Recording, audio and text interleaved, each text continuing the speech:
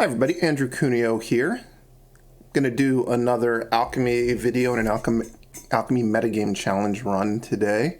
The deck today is going to be Elves, which I've made a deck review of this in the past, several months ago. Since then there's been a couple of new sets that have come out. But the most important change is the recent nerf to Meathook Massacre in Alchemy. This deck has always been really strong in Alchemy, but one of the things that held it back was that Meathook Massacre was just so good against it. And with the nerf to Meathook Massacre, in case you don't know, now in Alchemy and in Historic, Meathook Massacre, when it kills opposing creatures, the controller doesn't gain life, which makes it a much less effective sweeper against a deck that's kind of trying to put a lot of small creatures out and swarm you, because you're no longer going to get 5 extra life over the course of a game, or sometimes Meathook Massacre gained a lot more than 5 life even. So now once you get someone to a low life total, their life total is not going to go back up, so you just need to find the last couple points of damage to win the game. So that's what has me excited about this deck, but I'm going to just kind of go through in general what's going on with the deck again for people who haven't seen the previous video, and there's a couple new cards to touch on as well. So the basis of this deck is that a lot of elf cards were buffed a few months ago in Alchemy. All of these, if you look at A-Harald Unites the Elves, A-Tyvar Kell, A-Thornmantle Striker, A-Harald King of Skemfar, and A-Elderfang Ritualist, they all have this A in the top left-hand corner. And these are cards that existed outside of Alchemy. These are all cards that exist in paper. Even these weird ones you may not have seen before, they were in kind of a starter product for Kaldheim. And they've got this A in the top left, which means they're a buffed Alchemy version of cards. I don't know exactly what the original versions did. They all did kind of the same thing. But, for example, A-Tyvar Kell, I think the loyalty numbers are slightly different, but the really important difference is the +1 ability on this card now puts 2 counters on an elf, and as opposed to the way it was printed where it only put 1. That makes this card incredibly strong. Realistically, with this card now, when you're playing with it, you should really just be looking to +1 pretty much every turn. Maybe the game will get to a state where you want a -7. You should almost never zero it unless you literally just don't have any elves in play to use the +1 ability on. The other exception would be if you have an Elvish Warmaster that you're not going to be able to trigger for the turn, you might want to zero it just because you'll get 2 elves instead of only 1. But the zero is a much weaker ability relative to the +1 with the way this card is now. This card, Thornmantle Striker, I think it used to cost 5, now it costs 4. This is a pretty odd card. It's a little bit reminiscent of like a Flame Tongue Kavu type effect, because when it comes into play, it can just kill a creature.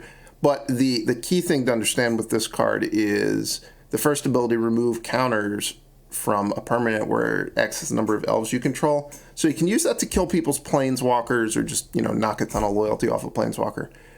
What you can also do is you can use it to remove counters from sagas, specifically A-Harald Unites the Elves. So you can cause this saga to go through chapter 1, repeatedly over the course of the game.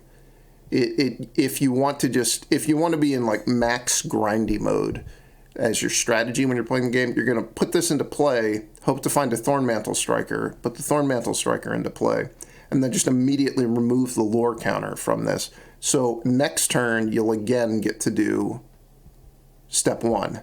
So you're going to keep doing step 1 until you wear your opponent out of resources. If you can chain the strikers with A-Harald Unites the Elves, that's a really powerful strategy against black decks. Also, the second chapter on this is really strong. The third chapter on it can be really strong depending on the board.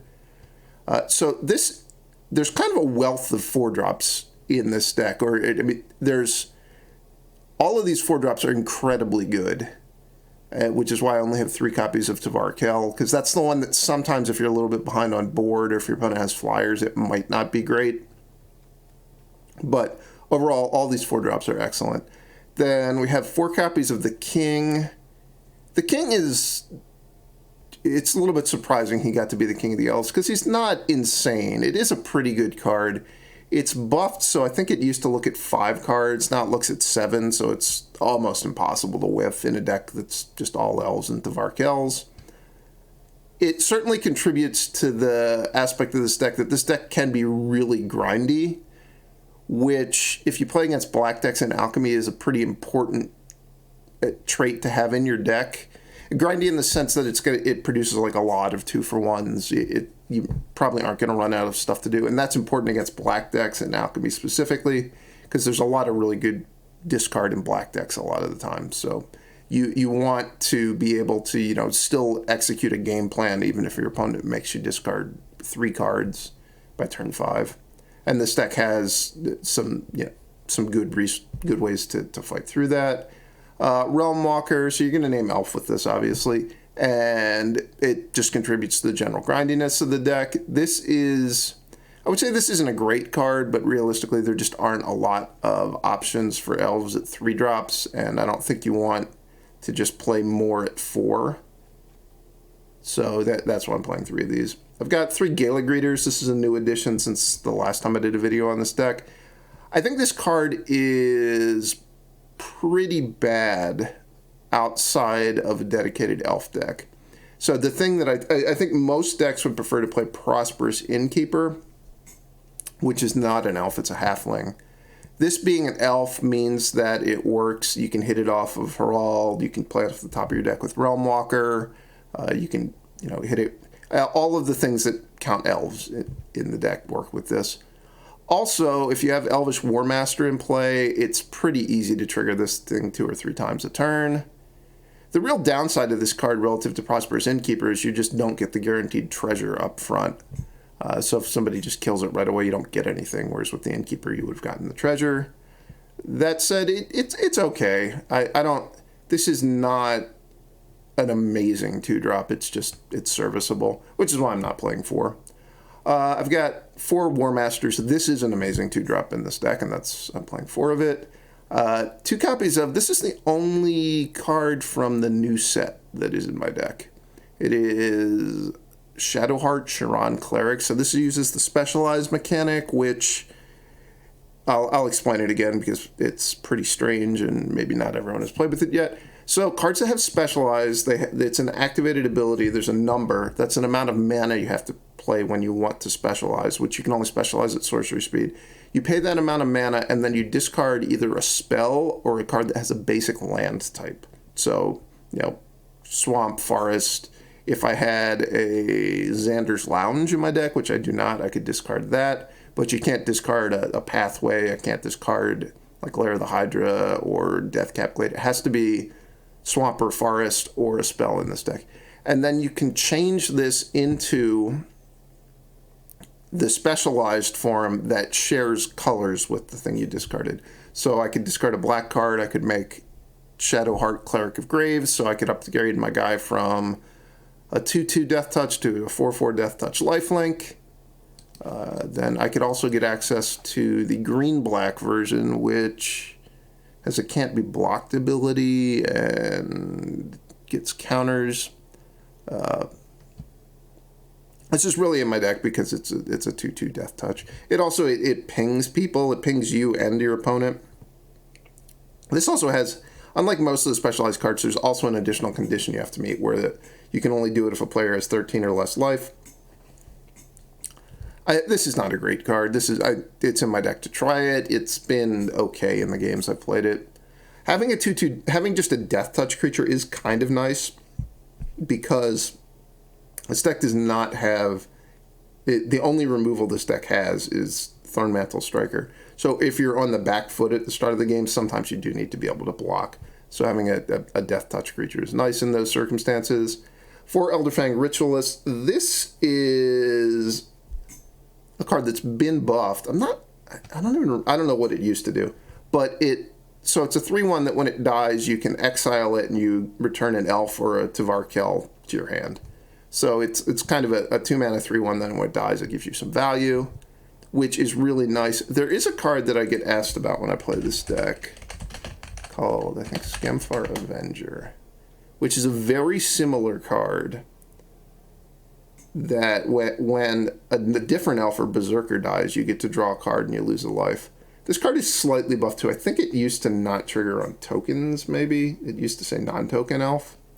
Anyway, I've tried this card. I think it's worse than the Ritualist, just because in some matchups your life total matters. But the bigger problem with this card is when this dies, it doesn't trigger on itself dying. It only triggers on other cards. So it's generally very easy for people to just kill this card, and you don't get anything. You just play the 2-mana 3/1, and then it dies, and then they kill your other stuff later. There's a card in Alchemy called Molten Impact, which was specifically very painful for this card because Molten Impact tended to be... It's a card that kind of splits damage, but a lot of the times people would have leftover damage from a Molten Impact, and then that leftover damage would go to the Skemfar Avenger. It would die without giving you any benefit, and it only had 1 toughness. And then they would, use the rest of the Molten Impact to kill whatever they were trying to kill. So it just didn't line up particularly well in the format, and it's bad that your card that's supposed to help you fight through removal is just really weak to removal. This card, if you wanted to play more cards like Elderfang Ritualist, you could start looking at the Skemfar Avenger, but I would not. I would play 4 Ritualists before I would play any Avengers. And then I've got 4 Jaspera Sentinels. It's an elf. It's a pretty good 1-drop. It's nice to have access to just a good 1-drop in whatever strategy you're playing, so that's nice. Looking at the sideboard. Sideboard also has no new cards in it. But I don't think that this is a dedicated elf deck, so it's really just a matter of put the right elves in your deck, and then in your sideboard, if you need interaction for specific matchups, you're going to want to have that. So I've got some discard. I've got a bunch of check for traps, which might look a little bit weird, but one of the strategies that is good against this deck is reanimating Velomachus, and so I wanted a card that could exile Velomachuses from people's hands, in addition to, sweepers that they might have boarded in. That's why I have check for traps in my sideboard rather than just duress or the new card Mind Spike. I did want to actually be able to hit creatures some of the time. There are some duresses. I've got some Tajuru Blightblades. This is in case you play against like a aggressive green deck that's just all ground creatures, or like a red-green werewolves deck. Just to have a good blocker, have another 1-drop. So in the games when I'm on the draw and need to block some, I can do it fairly efficiently. I only have 1 Orvar. At times, Orvar has been a super popular card in Alchemy, to the point that people would just board out their discard, so it didn't make a ton of sense to have it in the sideboard necessarily. I like having 1. It's not super important, but it can lead to really swingy games. I didn't go over the lands. The lands are basically what you would expect. It's, dual lands in the colors, pathways, Deathcap Glade, a couple creature lands, some basics, some channel lands. Forsaken Crossroads, which is an Alchemy-specific land. It's kind of like additional pathways. I do have these Barkchannel Pathways in my deck, which might look a little bit weird. They're literally just in my deck so that in a sideboard game where I've boarded in Orvar and I want to be able to cast it, I could maybe put a pathway on blue to be able to cast it. They're completely unimportant. If for some reason you thought it was bad to only have 3 basic lands in your deck, you could switch them to basic forests. Or if you just wanted to save on wild cards, you could just play basic forests. It would make virtually no difference. Playing with a lot of Ray of Enfeeblements right now. That's because of the Esper decks that are very popular in Alchemy, just based around Rafine and Definer of Fates. Then I've got some Infernal Grasp, some Crippling Fears. So that's the deck. I think it's one of the stronger decks in Alchemy, and I'm going to run through a metagame challenge, and we'll see how it does.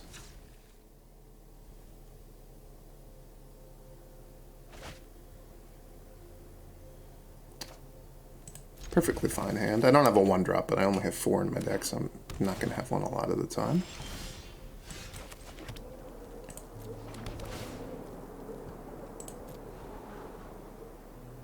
Yeah, I'll definitely leave that on top. So this is, I've got a 2-3-4 curve out, which should be pretty powerful. And I said this in the video I made the other day, but a lot of the times in these metagame challenges at the start, you play against someone who they're playing with the cards they've got, I guess is the way to say it. Maybe they're playing a Tiefling Outcast deck that's based around devils.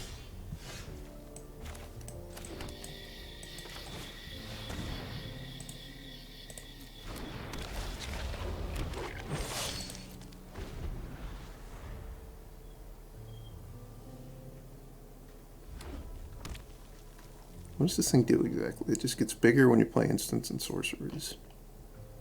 This might be a little scary.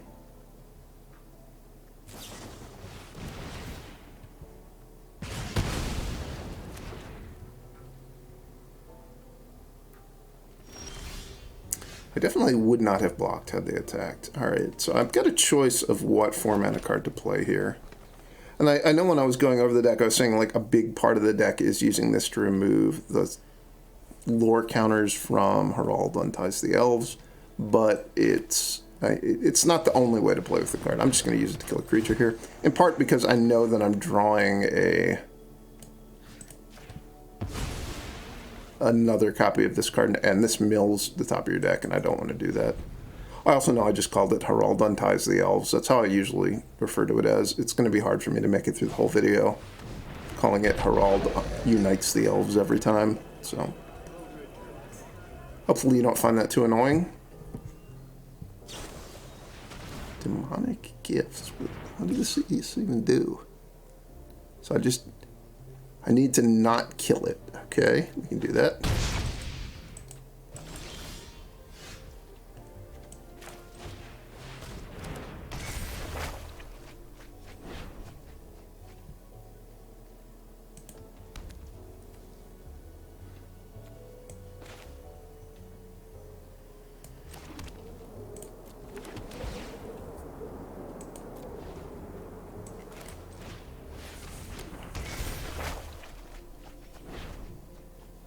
Want a Death Touch guy? I think I just want an Elderfang Ritualist.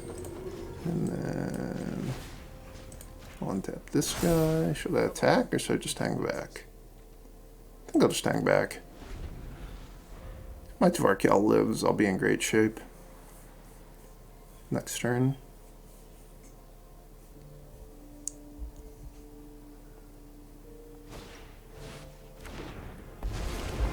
I think they are playing a Devil Tribal deck. But they didn't draw the Tiefling Outcast. That's too bad for them.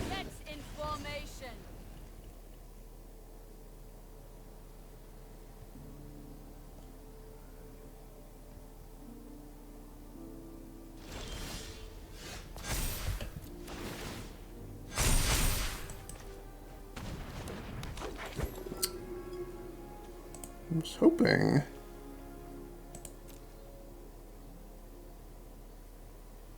find something good on top of my deck, but I did not. Should I use this Takenuma?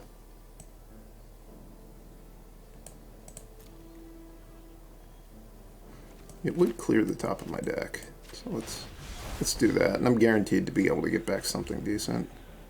No, I'll get a A-Thornmantle Striker, which is more than decent.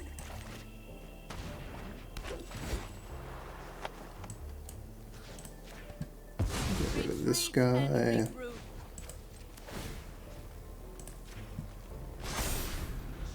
And now next turn, this is going to get to step 3, and I'm just going to kill all their creatures.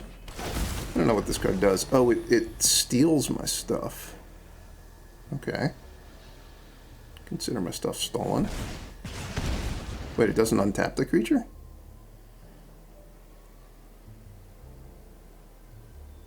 And it doesn't give it haste?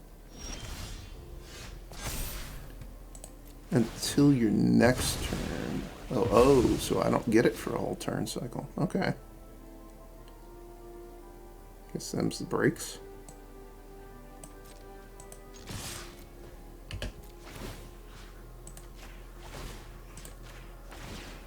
So I have 10 triggers. That's 4, 5, 6, 7, 8, 9, 10. I missed 2 damage. I should have plussed my A-Tyvar Kell before I did this. I don't think it's going to matter, though.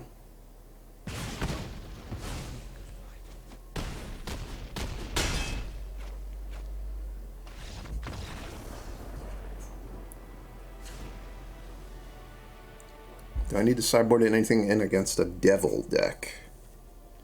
I can board in Crippling Fears. I think I'll take out my Shadowheart. That's a card I'm probably going to board out a lot. I think unless I'm trying to block on the ground, it's not a very good card.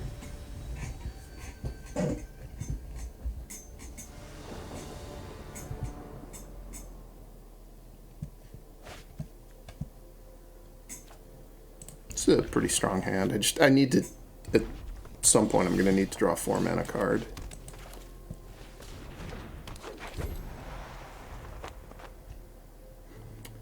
That's part of the power of having Harald, the King of Skemfar, in my deck. It digs you to the 4-mana cards so effectively.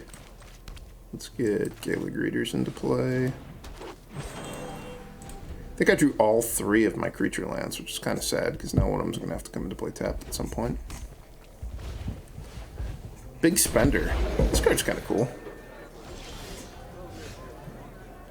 They definitely could have attacked with both of their creatures, and I was not going to block them.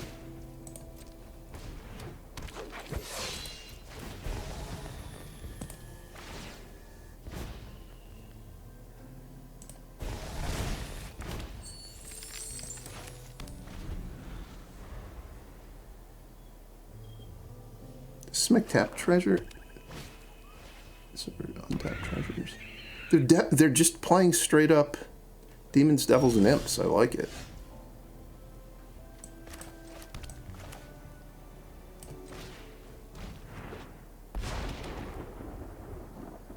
First fight, then we feast.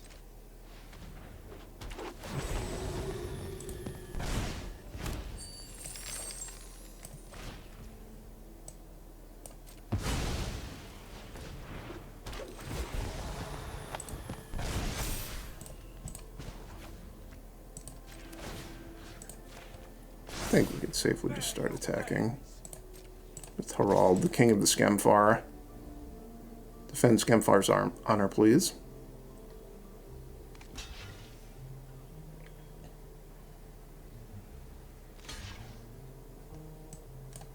This doesn't even kill my guy.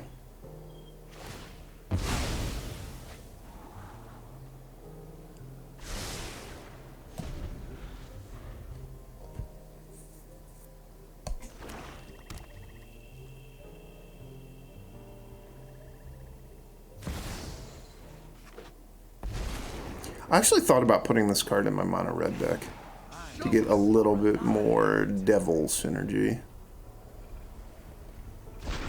I think it's a little bit on the weak side. It might be okay as a sideboard card. The middle ability on this, the second of the +1s, is an incredibly strange ability.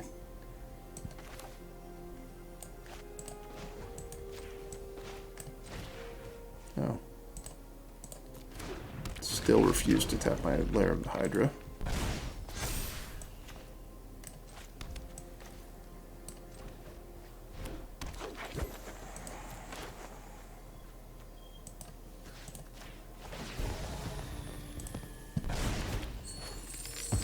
I was bored anyway.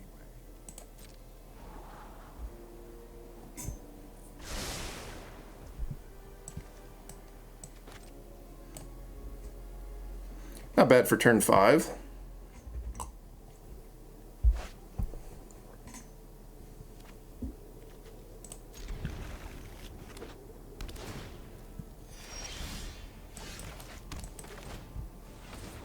It's never a good sign when they start on the gain life land. This person at least is only playing 60 cards.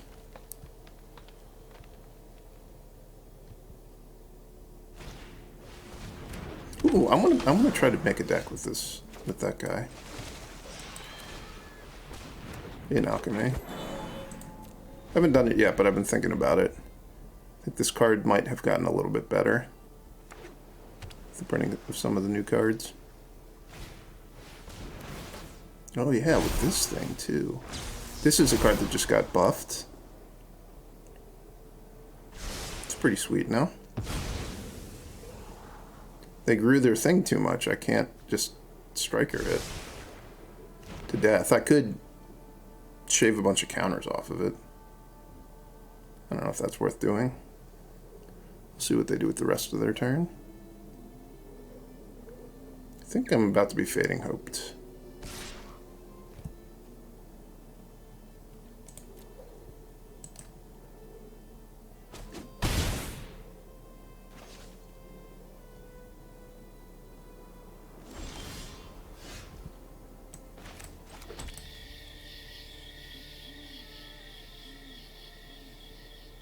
So what are my options? I could remove counters from this. I could just play this.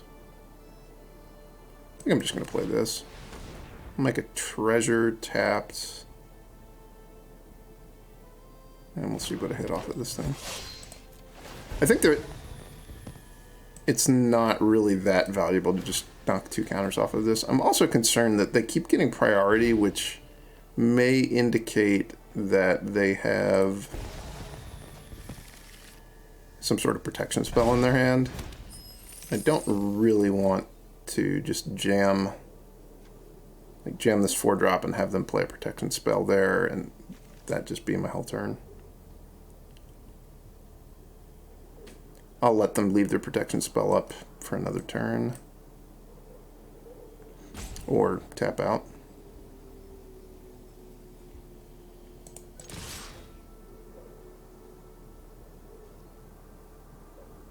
Hope they don't have a card in their deck that just untaps that guy.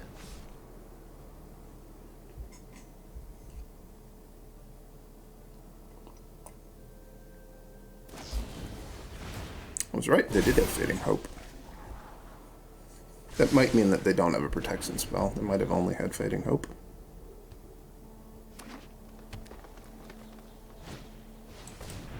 Azusa's Many Journeys. I liked what this deck had going on up until the point where it played Azusa's Many Journeys. I think this card is both not good and also doesn't make any sense in the strategy they're playing. You would think that a deck with Dragon's Guard Elite would be a relatively low land count deck that wants lots of instants and sorceries. This does not seem to fit the bill.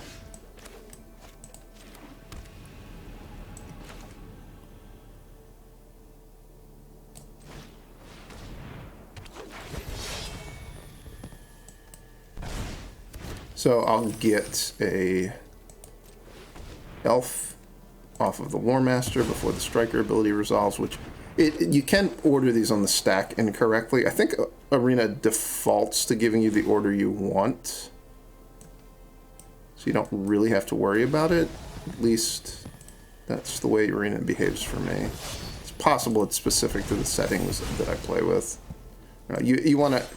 You want the Striker ability to be on the bottom of the stack and the Warmaster trigger to be above it, so I got my 5th elf, which is why I was able to kill the 5/5. What do you think this Foretell card is? Is it something spicier than just Alrund's Epiphany? Roost of Drakes, okay. Would not have guessed that was what I had in store for me.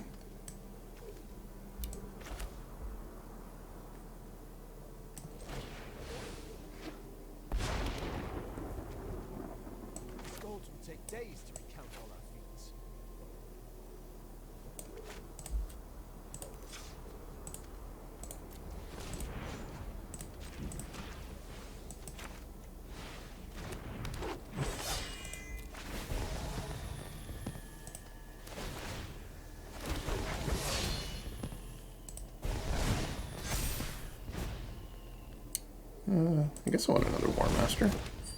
I like Warmasters. I think I'm going to attack and then untap my Striker post-combat with A-Tyvar Kell so I can get mana so I can play another 2-drop. Which, I guess I'll just be another Warmaster. Before I hit the Warmaster, I thought I was going to play the second Ritualist.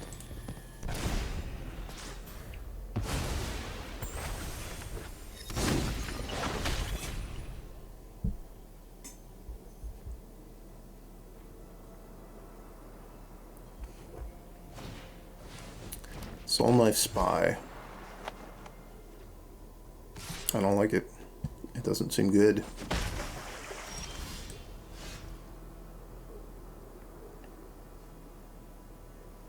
Can I kill them this turn? 1, 2, 3, 4, 5, 6, 7. I don't know. Let's just see how much damage I do.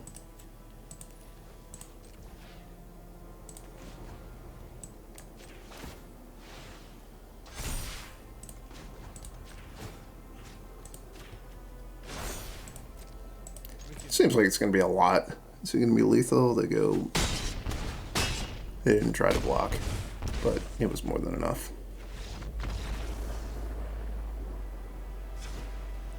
Against their deck,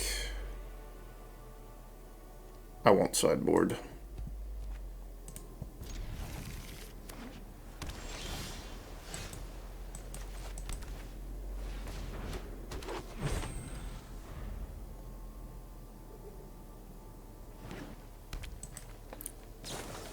My hand is going to play out very quickly this game. So we'll go Gala Greeters, Jaspera Sentinel, make a treasure. Then next turn I will attempt to unite the Elves. Probably play this too. Maybe I'll play that. We'll have to see how the uniting of the Elves goes.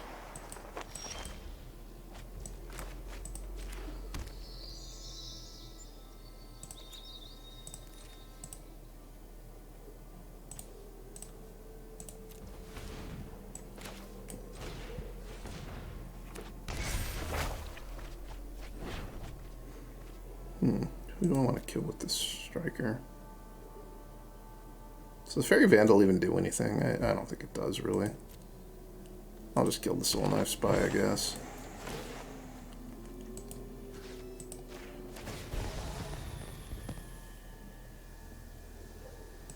I know that I'm going to need the mana. Also, I'm about to play another creature anyway.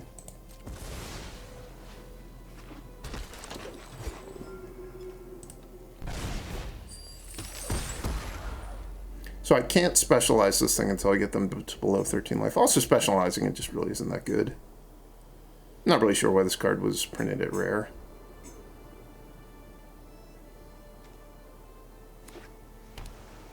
There's a couple other... there's at least one other specialized elf that's an uncommon that destroys artifacts and enchantments, but you have to specialize to do it.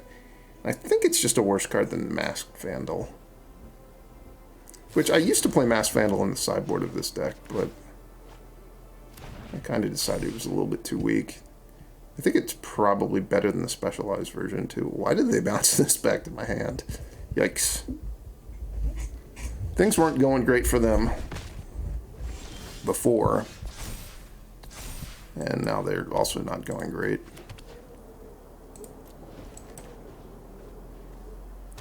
But somehow they knew that I was just going to draw another one.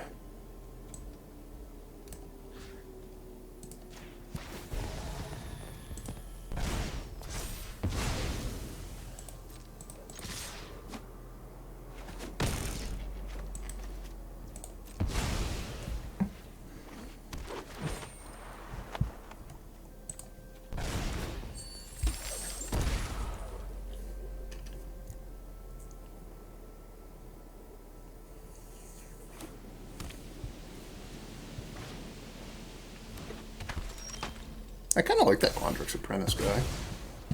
Not so much as a card to play in Constructed, but it was cool and limited.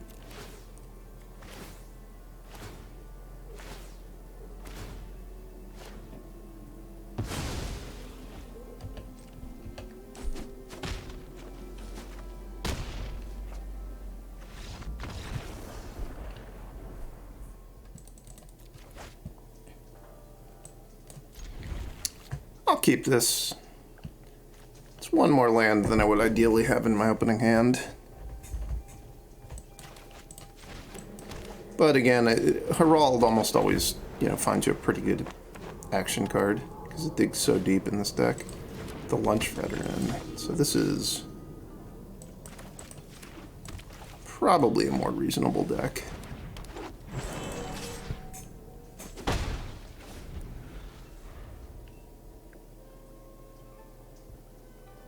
A lot of people seem to have been be playing a. This is like the Grinning Ignis combo deck, which they no longer play the Grinning Ignis because it's banned, but they've started just playing. It's just like a Trelisara Voice of the Blessed deck at this point.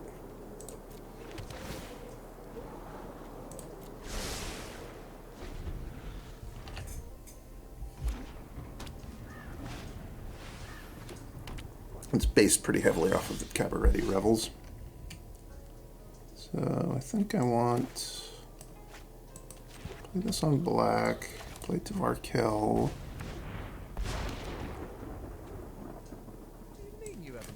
Unite the Elves.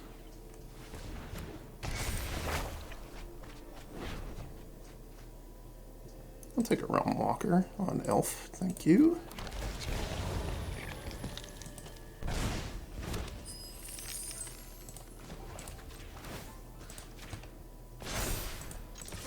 And we'll send in the king.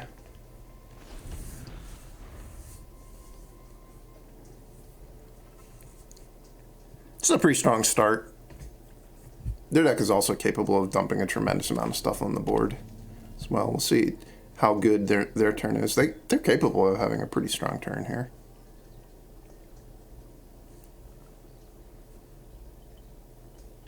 They could have Inquisitor Cleric, or they could have 2/2 drops. Those would both be pretty strong.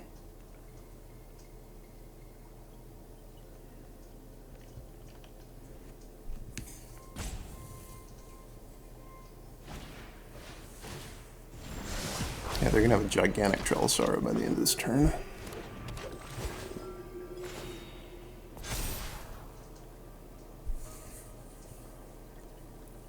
Usually in the Cabaretti Rebels decks that play Trelisara and Voice of the Blessed, the only 1-drops they play are Lunarch Veterans. So once you get Cabaretti Revels in play, you know that, you know, if you play Trelisara, you're going to get a Lunarch Veteran and you're going to get triggers off of it.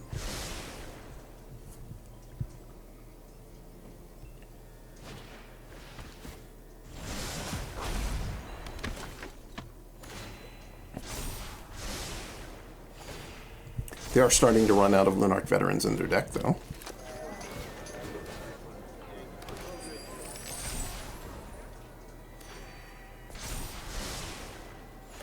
They're not running out of triggers. Well, maybe they are. They got a lot of them, though. That was a strong amount of triggers to have in one turn.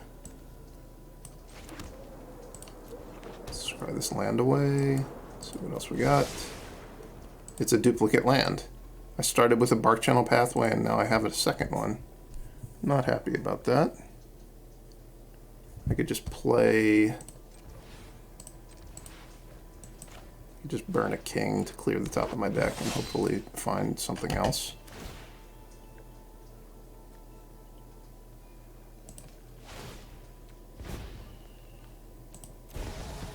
The Striker cannot really kill the Trelisara, so do I want something else? Maybe I just want a Warmaster instead. I think I do.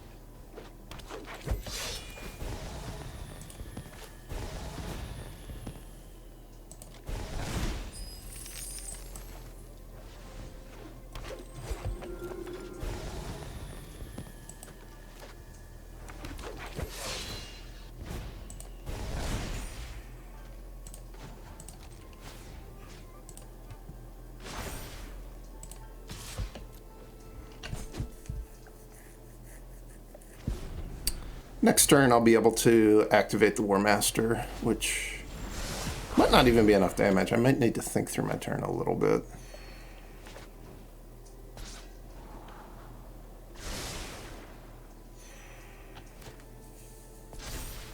So they're going to gain quite a lot of life here.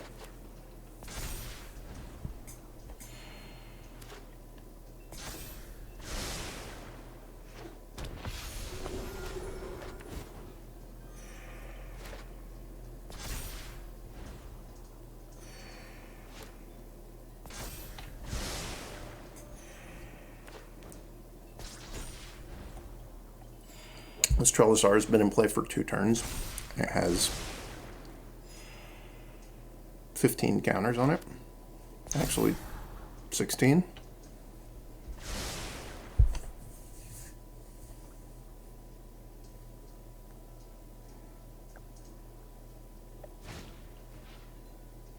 And it's about to get a bunch more.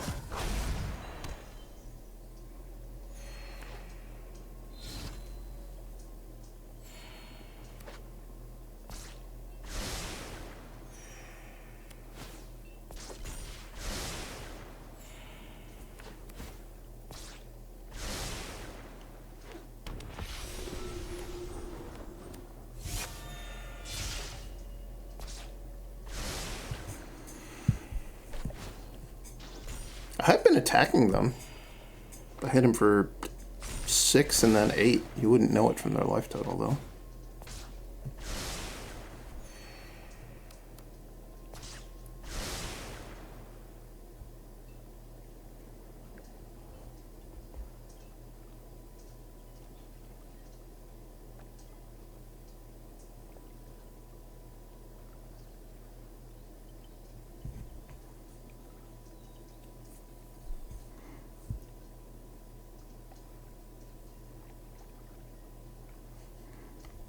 Is this hex? It's indestructible. Okay.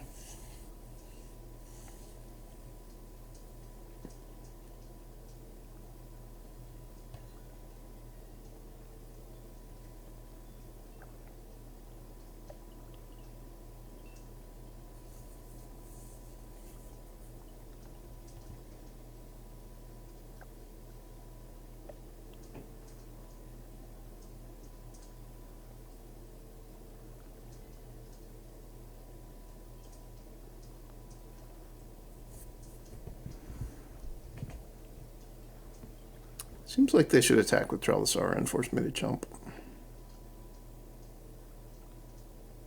Maybe not.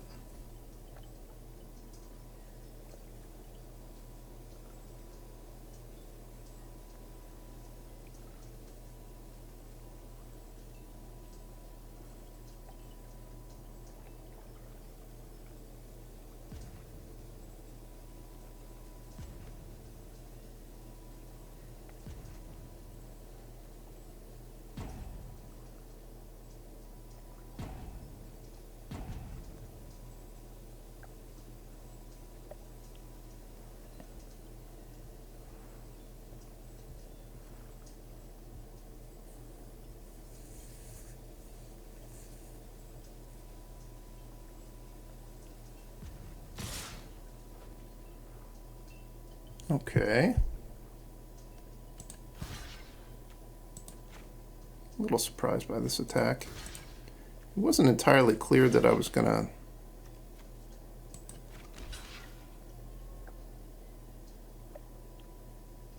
attack with everything. Like, I think they're doing this because of the 3rd chapter on Herald Unties the Elves, but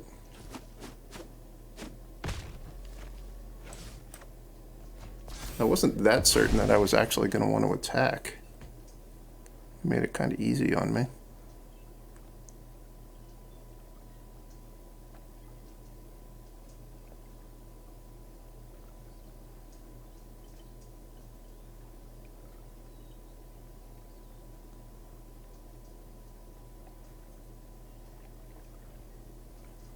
We have 4 1 toughness guys.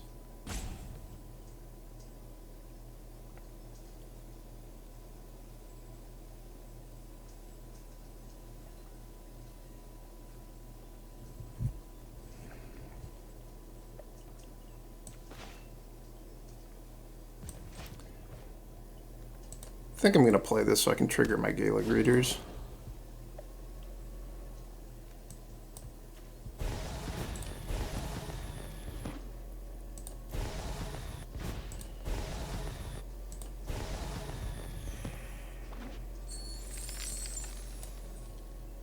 And we'll attack with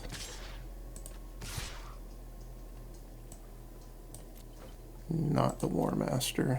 I'm going to save that guy. 1, 2, 3, 4, I'll weaken that guy, I guess.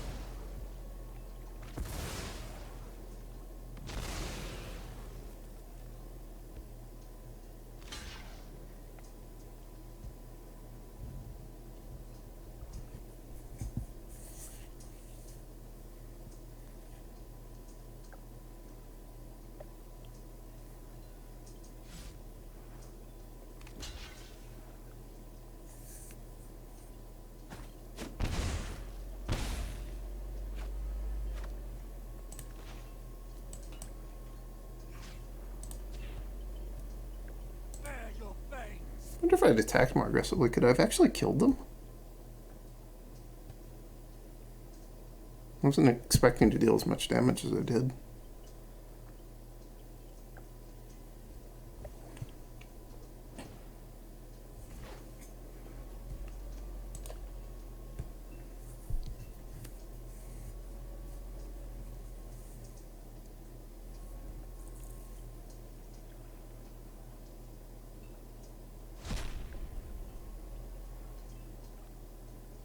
Wait, they exiled a card from my graveyard rather than gaining life? Weird.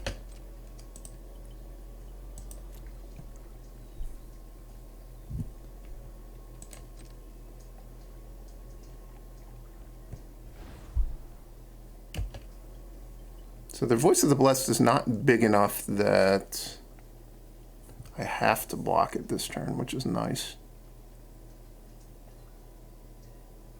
Should maybe choose to block it, though. I'll see how they attack. If they attack with Trellisar and Voice of the Blessed, I'll probably just block with the Ritualist and the Jaspera Sentinel. If they only attack like this, I am not going to block at all.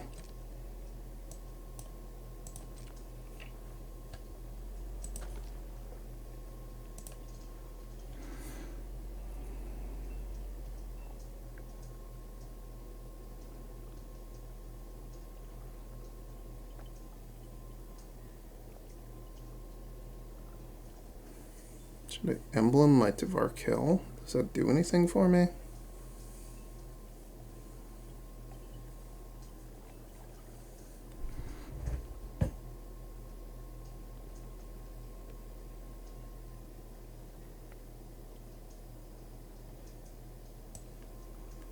I don't think it does.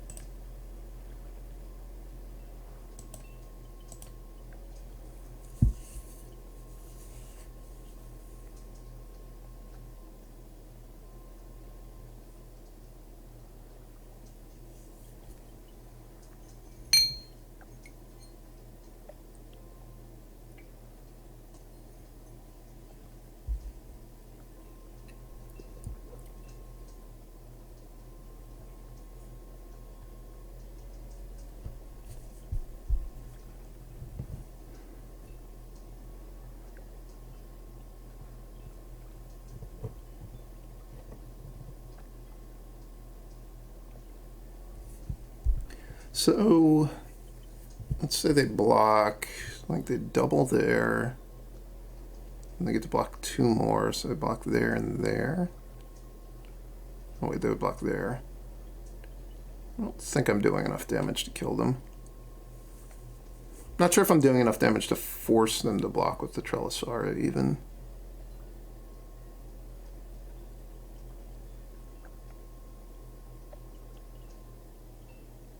They're going to get to 18. I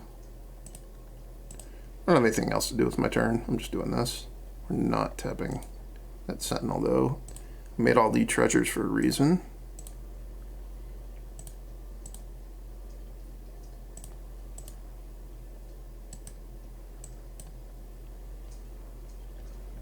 I think they probably needed to block more.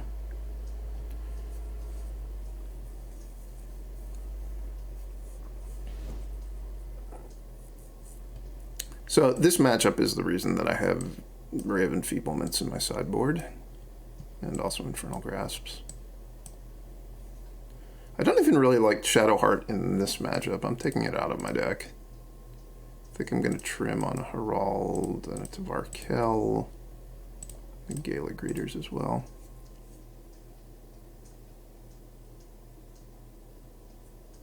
Crippling Fear is also actually pretty good. I'm going to just play one though. I don't want to... It's rough with these tribal decks where I boarded out a bunch of elves, which makes all of my synergies weaker. This is not a keeper. Sand is much better. I'd like get rid of the Ritualist. Yeah.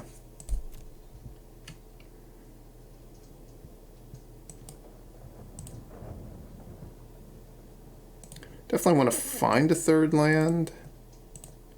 I'm going to get to go Gala Greeters into Warmaster. And then I will at least have a treasure so I can play Harald the next turn. But if I don't have a land, it's not going to be good enough. I still don't have a land. If I do draw a land, it's going to get pretty good for me, I would say. I don't need the land next turn, but the turn after that I am going to need a land. Also, they seem to have a terrible draw. So, there's a way less pressure on me. Well, okay, their draw is less terrible now. For sure. I meant they had a terrible draw in the sense that they didn't have Cabaretti Revels. And they didn't have a great 2-drop. Alright.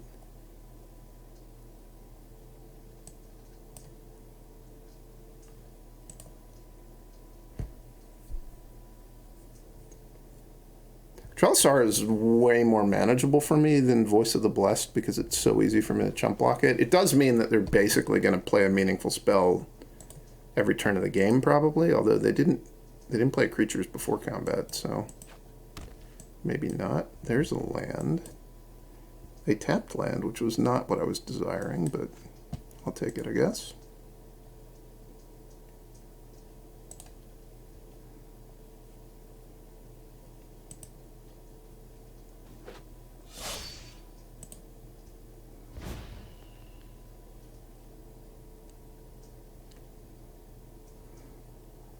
I think I'm just going to take the Jaspera Sentinel, even though the Striker's obviously really good, but I have so many expensive cards to play already. Do I want to trade their 2 Innkeepers for my Warmaster? I think it's not a bad trade for me. I don't think I want to trade a Gala Greeters for 1 Innkeeper. I think I need this to produce treasures for me. Okay.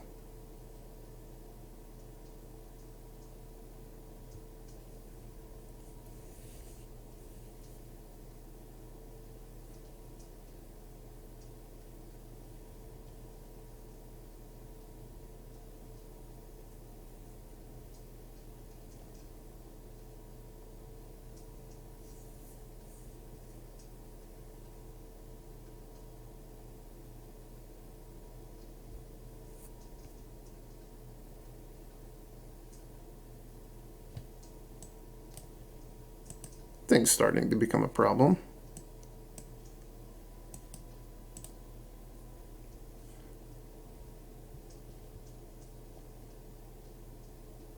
So I can go A-Tyvar Kell, Striker.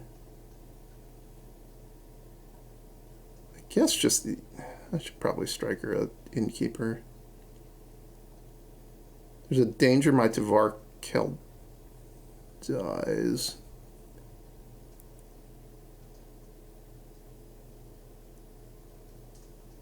Yeah, I think I need to do this.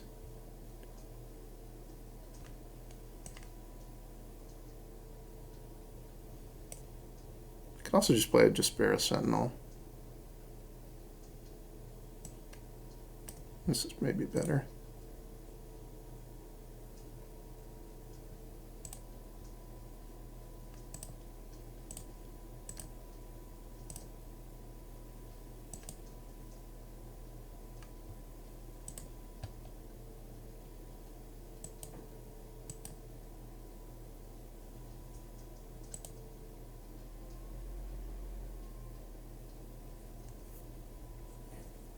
Now, if they want to kill A-Tyvar Kell, they really have to... They can't even do it. Unless they have a removal spell or some sort of haste thing.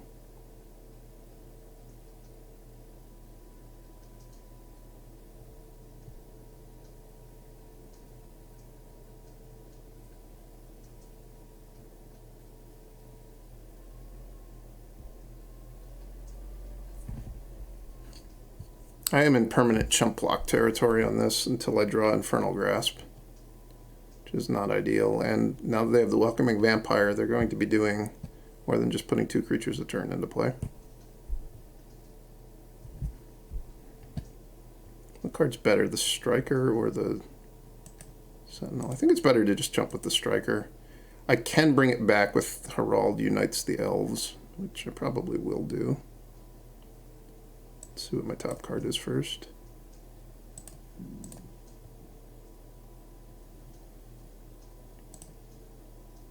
It's a land.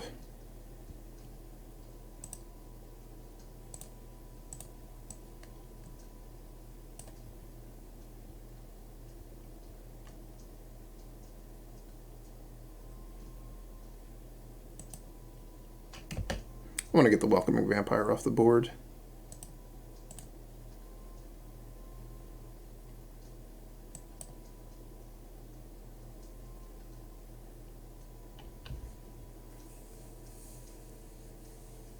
Should I attack with the King of the Skemfar? I think so. I think I'm actually going to put counters on it first, though.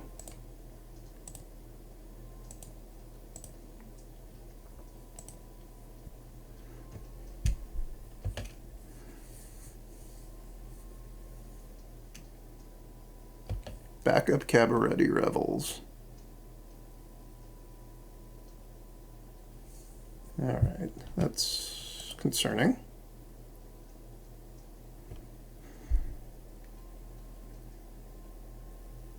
I do have Boseiju that can destroy a Cabaret Revels, and I guess I can also...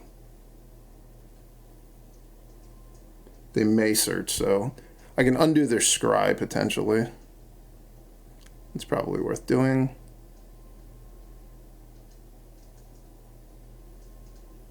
This game's going to be hard to win, though. Maybe not if I get a way to get the Voice of the Blessed off the board this turn. Is it going to be big enough that I can't even do that? Is it going to have Indestructible from the get-go?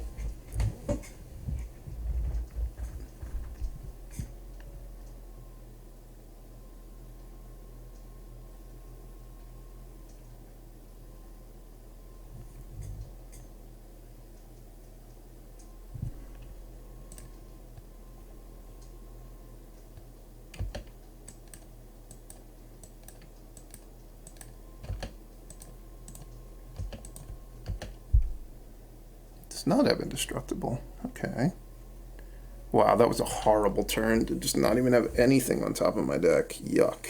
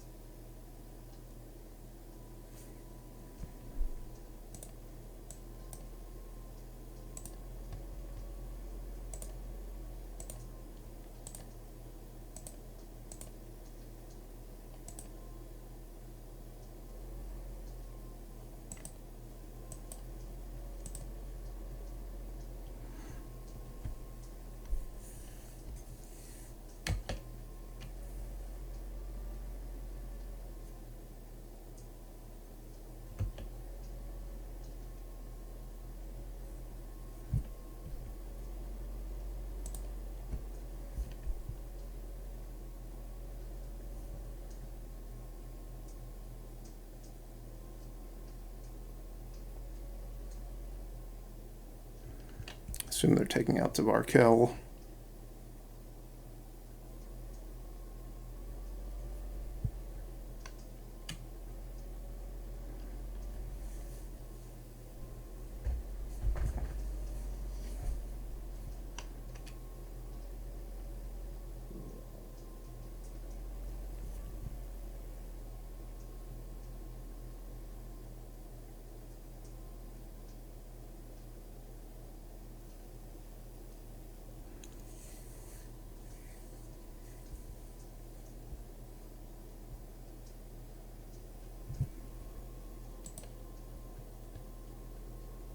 Oh, they didn't take out A-Tyvar Kell. They took out the A-Harald unites the Elves. I don't think that was a very good choice. I think it probably isn't going to matter, though.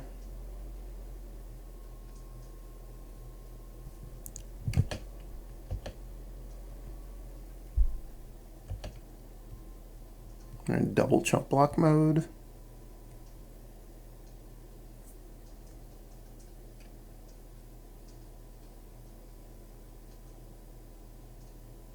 I have to chump the flyer with the Sentinel, and then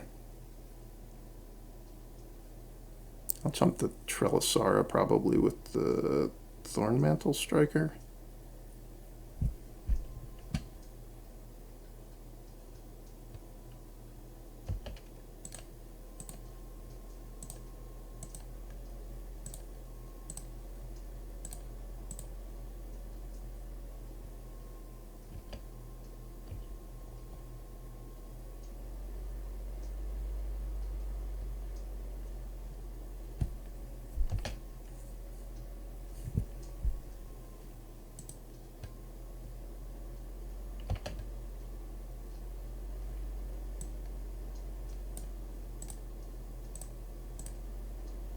Could have also chumped with Lair of the Hydra. I didn't think about that. Does gaining life do anything? No, it doesn't really. Creatures are too big.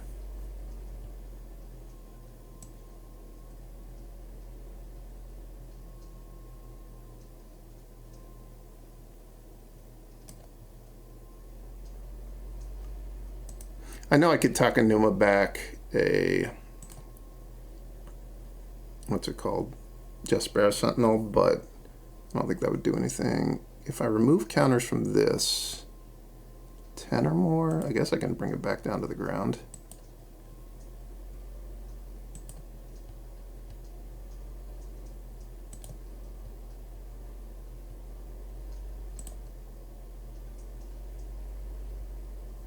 I didn't bring it back down to the ground. Alright, I'm dead. Oh, this was an illusion.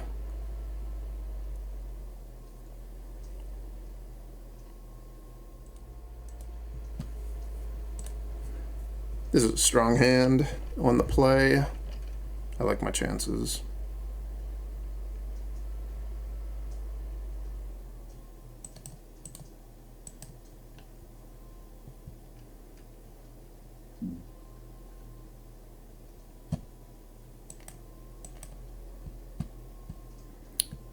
Do need to draw another land at some point.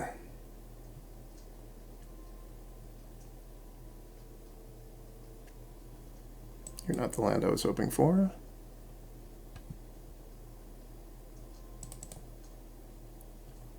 Next turn I'm going to draw an untapped land. I'm going to play A-Harald Unites the Elves. I'm going to get A-Tyvar Kell. It's going to be great. Or maybe not.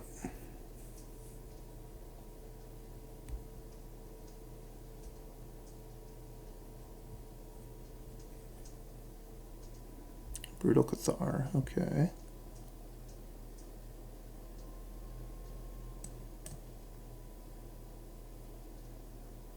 Not exactly a land. Kind of a land, though.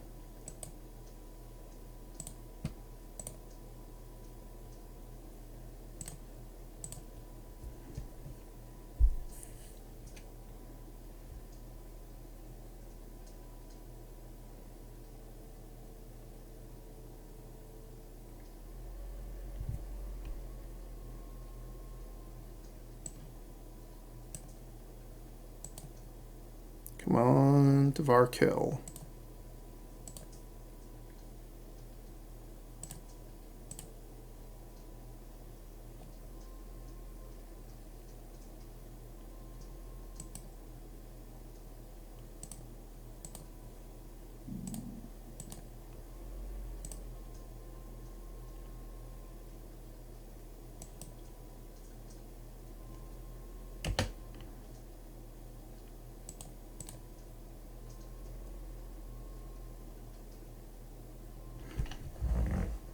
I just did that because it seemed good, but maybe it was better to have Ray of Enfeeblement up. In case they get a Trelisara going. No, they're going to Dawnbringer Cleric. My Herald unites the Elves. I accept.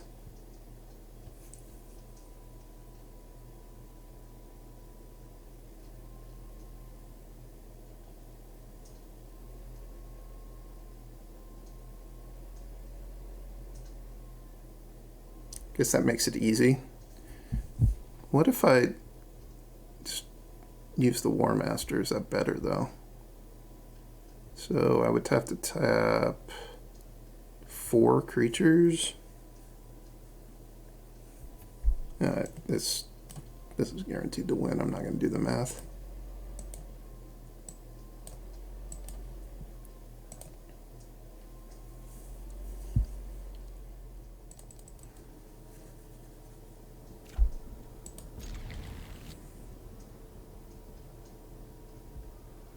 Thought I was playing against Pat Martino for a second. It appears I'm not, though.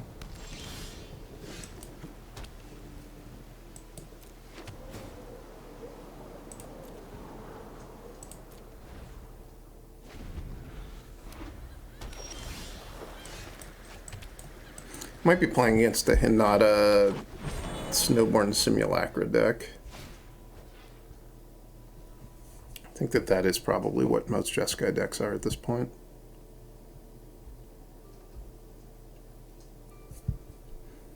It'll be sad if I don't have any play to make next turn. I did leave a 4-drop on top of my deck because it was such a good one.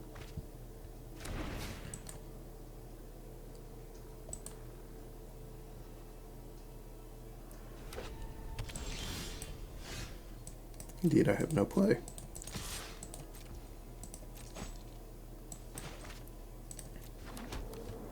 This is not the kind of start I was hoping for.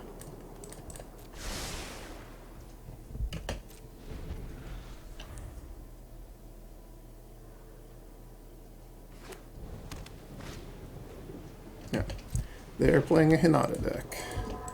Hopefully their hand is bad. Because if it's not, I'm going to lose really quickly at this point. Because my hand has not been good.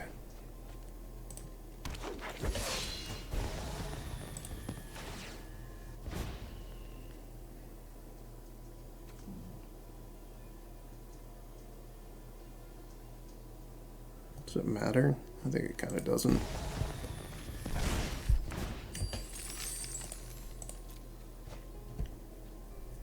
So spells target the Hinata, or is it abilities too? It's just spells, so I don't have to pay an extra 1 to Striker it. Which I do not think is going to matter this game, but it might matter next game.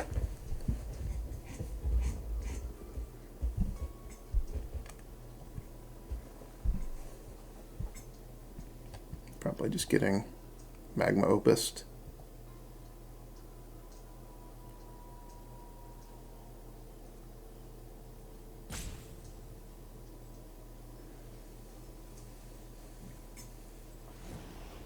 Oh, I'm getting Snowborn Simulacrid, okay.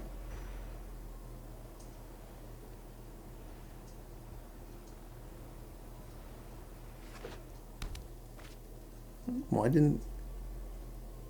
If I were them, I would have gone after their lands, not my lands. It really doesn't make any sense to go after my lands. Because the spells that they copy, they can cast with colorless mana. I mean, why in the world did they copy this? This cannot be a card that they want.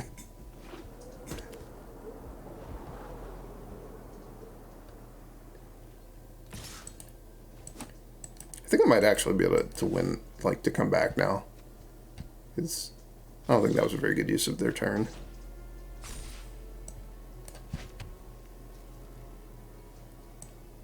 I go Warmaster Striker.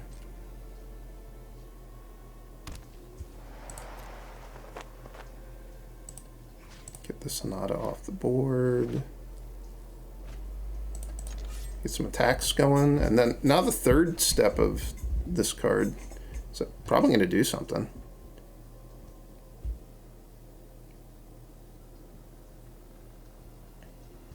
It's really going to come down to what are these unknown cards in their hand, because the cards, the Hanad is relevant, but I can deal with it with the second striker.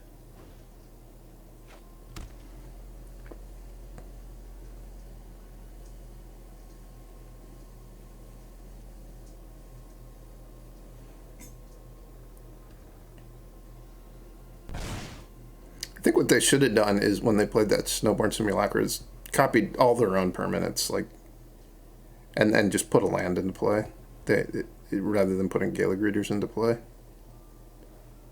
Would have been way more effective.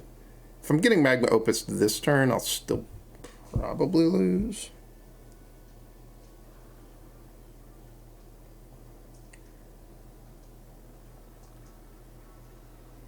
Getting Snowborn Simulacra again, I see. They're gonna put its striker into play to strike my Warmaster. Rude. They're just trying to build. They just want to be playing my deck. They don't want to play their deck. They're just trying to construct my deck. It's very strange.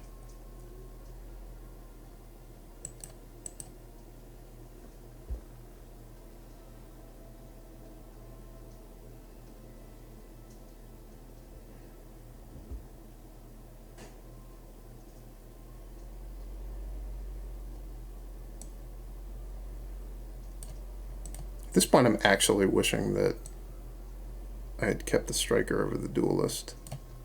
I had to make that decision like 4 turns ago. And it looks like I made it wrong.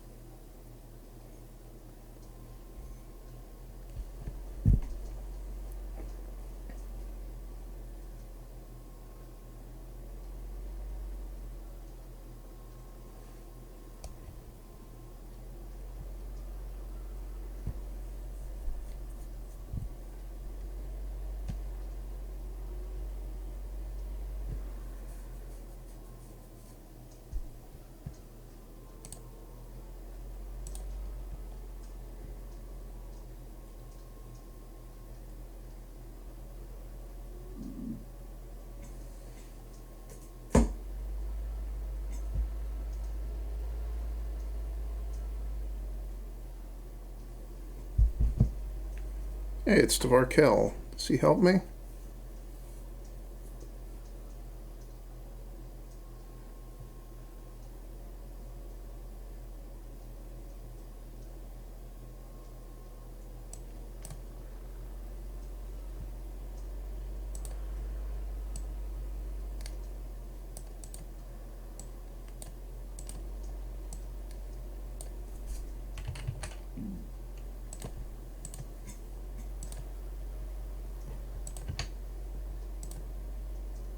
He doesn't help me all that much.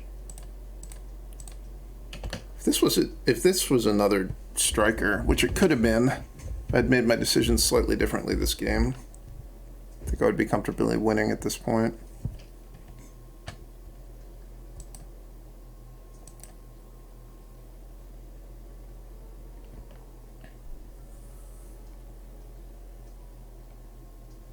No, it might not be. Whatever these 2 cards are, they can't be very good. I wonder if my opponent even has Magma Opus in their deck. I think Magma Opus is probably still better than Snowborn Simulacra in the Sonata decks. The Simulacra is certainly powerful, but I don't know if you want to trim Magma Opuses to fit them.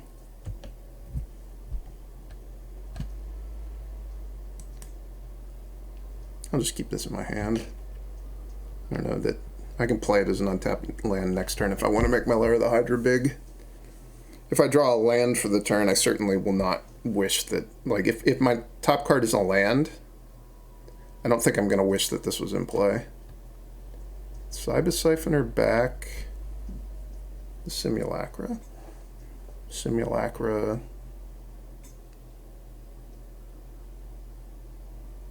They can cast a Warmaster. And then Simulacra Thornmantle guy. Would be in okay shape. They didn't do any of that. Oh, now they can still do that. Okay.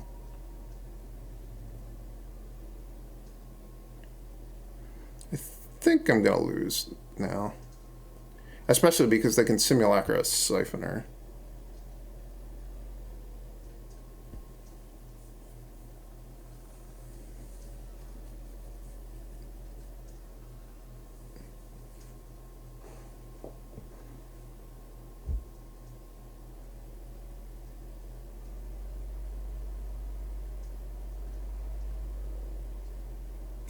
Oh, and they're killing A-Tyvar Kell as well.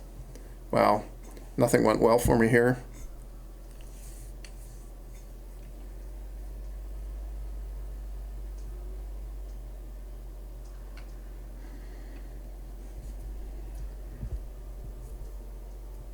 This combo does lead to some kind of ridiculous game states.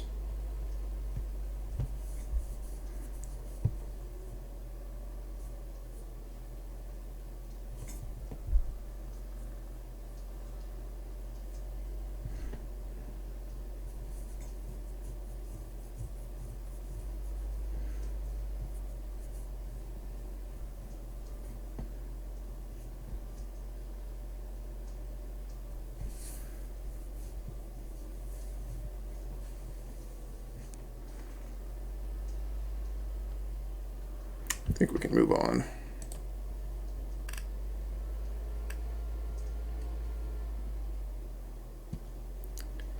Alright, in this matchup, I think I definitely want to check for traps.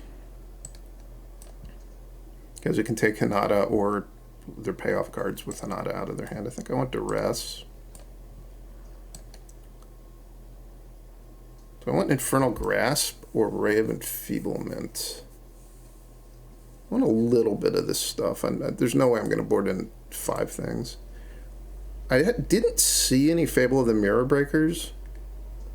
I feel like that's a card that might be in their deck, so I think I'm just going to board in Grasp over Ray of Enfeeblement because I might want to be able to kill the Goblin or the Reflection of Kiki Jiki. I'm going to board this guy out again. I want to board out Gala Greeters.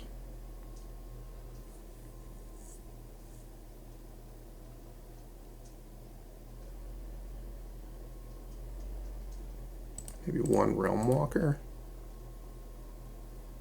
And one A-Tyvar Kell. A-Tyvar Kell's really good in games where you need to snowball. But in the longer grindy games, I mean, it's still good, so I'll be happy to draw it, but it's not quite as good.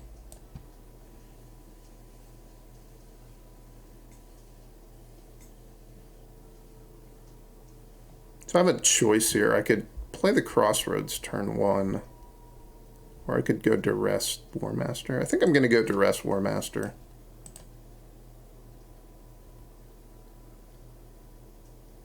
And I'll take Molten Impact.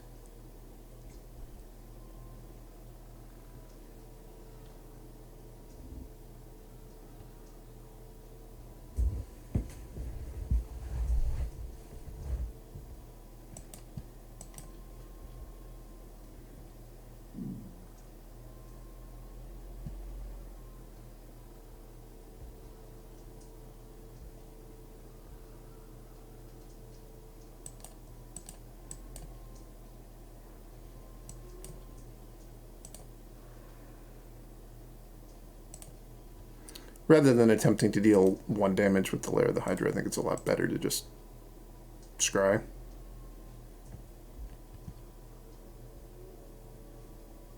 So they have 2 damage spare from a Molten Impact.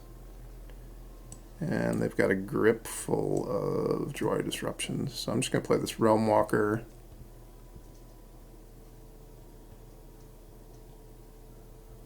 One elf. They don't necessarily have a good answer to it this turn.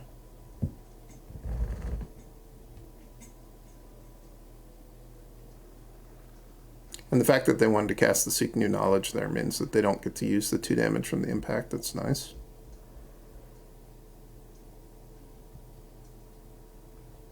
Hopefully they don't just play Hanada this turn.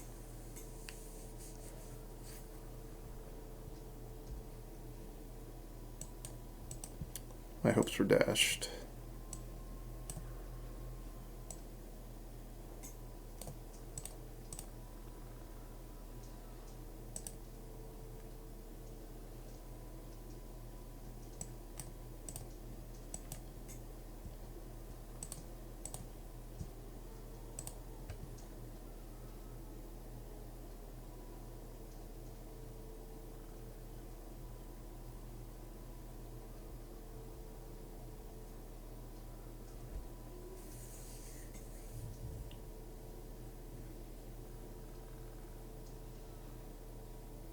I'm getting Simulacrid again.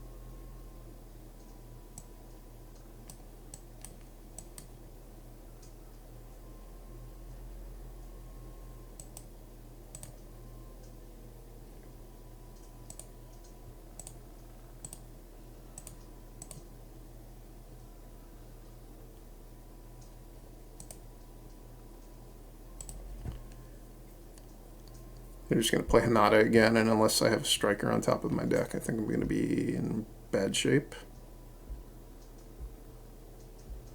Can I Boseiju my own lands to shuffle? No.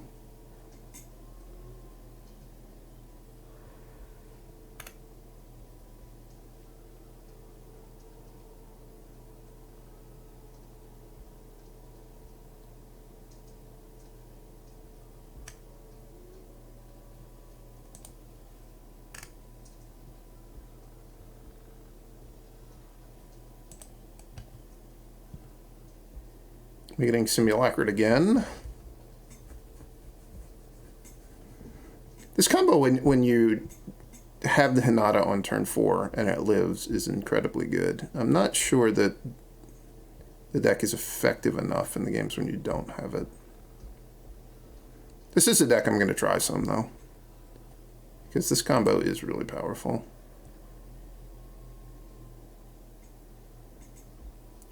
I do find it bizarre that they seem so fixated on making my stuff, which they can make whatever they want when they've got the Simulacra, but the first game, I think they definitely should have put lands into play rather than putting permanents that are from my deck into play.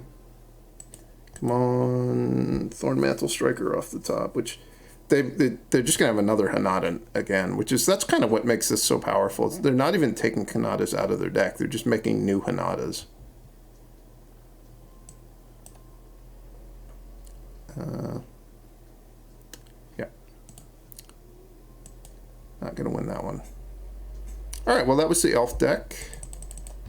What did I go? 3-1? Not a great run. The matchup against the Cabaretti Revels deck was kind of cool. The first two matchups were not really competitive. My deck didn't look very good against that Hanada deck, but I don't think my draws lined up very well. Anyway, I hope you guys enjoy the deck, and I will see you next time.